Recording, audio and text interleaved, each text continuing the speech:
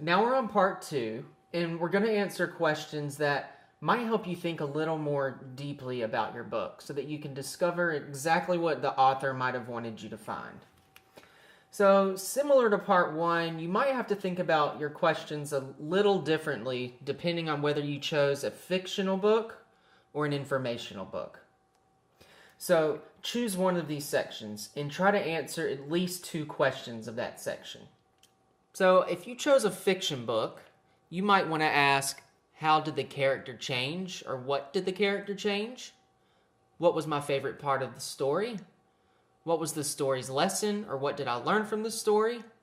What was the purpose of this story? And of course, you're always welcome to ask and answer your own questions. So in my fiction book, Fly Guy, I'm going to think about the story's lesson. Now, there's a part of the story where a fly swatter factory worker calls flies nasty, and this really upsets Fly Guy. But actually, Fly Guy is Max's best friend. And Max's classmates even make a project about Fly Guy to congratulate him for saving the day.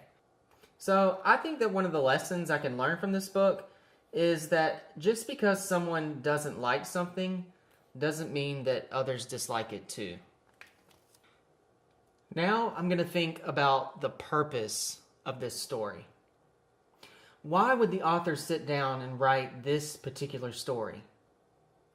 We might all have different answers to that question, and that's okay, because we all interpret stories in different ways based on our own experiences. So I personally think that Ted Arnold, the author, wrote this story to teach people about friendship and also to make people laugh. Now let's look at questions that you might ask if you chose an informational book. Try to answer at least 2 of these. What is this book mostly about? What are my favorite facts that I learned?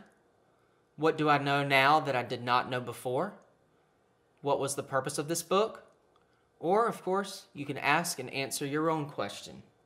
So, in my informational book, Martian Swamp, I read something really neat about plants in the swamp.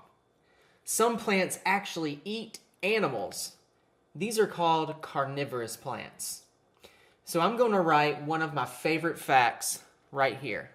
Carnivorous plants in the swamp eat animals. Now I'm going to look at this question. What do I know now that I did not know before? Well, I actually already knew that a lot of animals lived in the marsh because I see them almost every day. I live really close to the marsh. But what I didn't realize is that the salt marsh is a nursery to tiny crabs, shrimp, and fish. These baby animals actually grow up in the marsh. And when they grow up into adults, they leave the marsh and return to the ocean. So I'm going to write, the marsh protects many young animals while they grow. So make sure you've recorded your discoveries on part 1 and part 2. Test your knowledge on this section by taking the following quiz. Then you're ready for your next lesson.